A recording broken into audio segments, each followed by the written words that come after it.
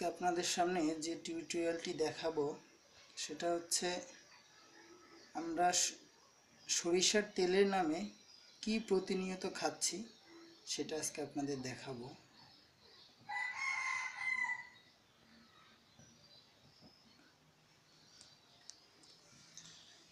এটা হচ্ছে যে ইনটেক, দেখতেই পাচ্ছেন নামটা। এটা আমরা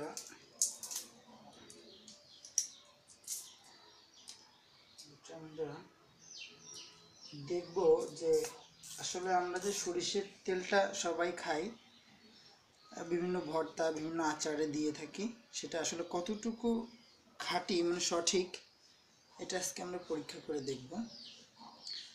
একদম ইনটেক আমরা আজকে এটা নিয়ে আসছি পরীক্ষা করার জন্য। এখন যদি এটা সঠিক হয়, এই যে কালারটা দেখতে পাচ্ছি আমরা অনেক মানে হলদে কালারের, অনেকটা আমরা সবাই দেখতে পাচ্ছি।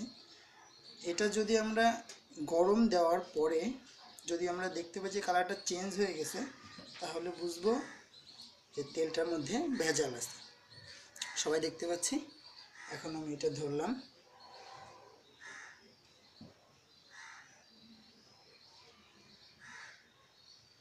সবাই দেখতে পাচ্ছেন তাপে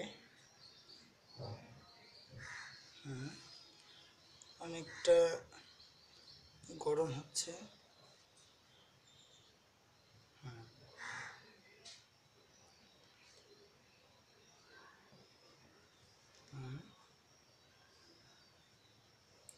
হ্যাঁ, দেখতে পাচ্ছি একটু বুঝবুঝি উঠতেছে মনে হয়।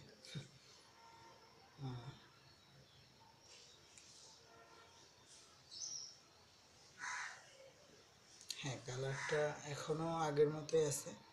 আমি দেখতে পাচ্ছি কালারটা সেরকম, কোনো চেঞ্জ এখনো হয়নি।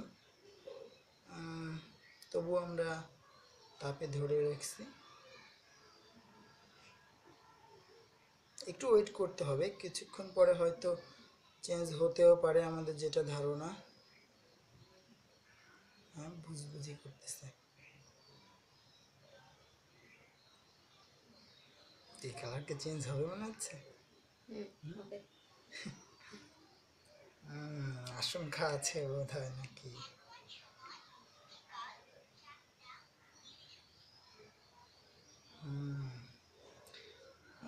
আমার তো মনে হয় কালার একটু চেঞ্জ হচ্ছে, একটু হালকা হয়ে গেছে না? কালারটা চেঞ্জ হচ্ছে, এবার হচ্ছে হচ্ছে।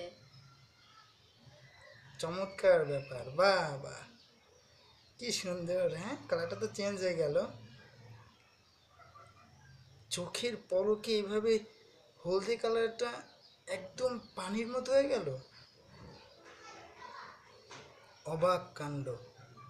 তাহলে আমরা দেখতেই পাচ্ছি স্বচোখে যে আমরা আসলে সরিষার তেল নামে যে ব্র্যান্ডের যে তেলগুলো আমরা প্রতিনিয়ত ভর্তা আচারের মধ্যে ব্যবহার করে থাকি, এটা আসলে কতটা সাইক্লোরিক অ্যাসিড দিয়ে মানে মিশিয়ে এটাকে ঝাঁজ করা হয়, এটা কালার পরিবর্তন করা। আসলে কি এটা সরিষার তেল?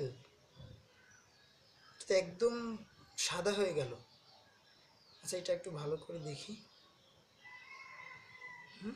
একটুও কালার নেই। অবাক কাণ্ড, কি খাচ্ছি আমরা সরিষার তেল নামে? ধরে দেখি আর একটু আমরা এটা দেখব। এখানে এখানে একটু রেখে দেখি, দেখা যাচ্ছে। তেলটা আমরা এখানে রাখলাম।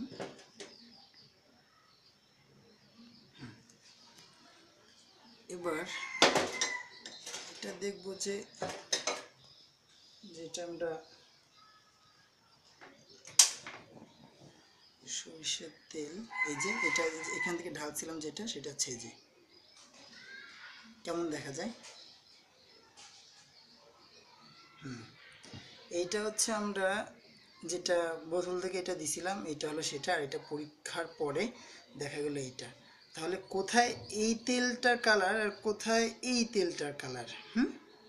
তাহলে আমরা সরিষার তেল নামে প্রতিনিয়ত ক্ষতির সম্মুখীন হচ্ছি। আসলে এটা আমাদের মানে সবার ভেবে দেখা উচিত, এবং আমরা যেন প্রত্যেকেই যেখানে সরিষা থেকে তেল তৈরি করা হয় সেখানে আমরা সেই মিল থেকে আমরা নিজে দাঁড়িয়ে থেকে নিয়ে আসতে পারি, সেক্ষেত্রে সবার স্বাস্থ্যের জন্য ভালো। আর আমরা চেষ্টা করব যে কোনো জিনিস ব্যবহার করার আগে সেটা বিচার বিশ্লেষণ পর্যবেক্ষণ করে করা সবার জন্য মঙ্গল। আজকে টিউটোরিয়াল আমরা এখানে রাখছি। সবাই ভালো থাকবেন, সবার সুস্থতা কামনা করি। আল্লাহ হাফেজ।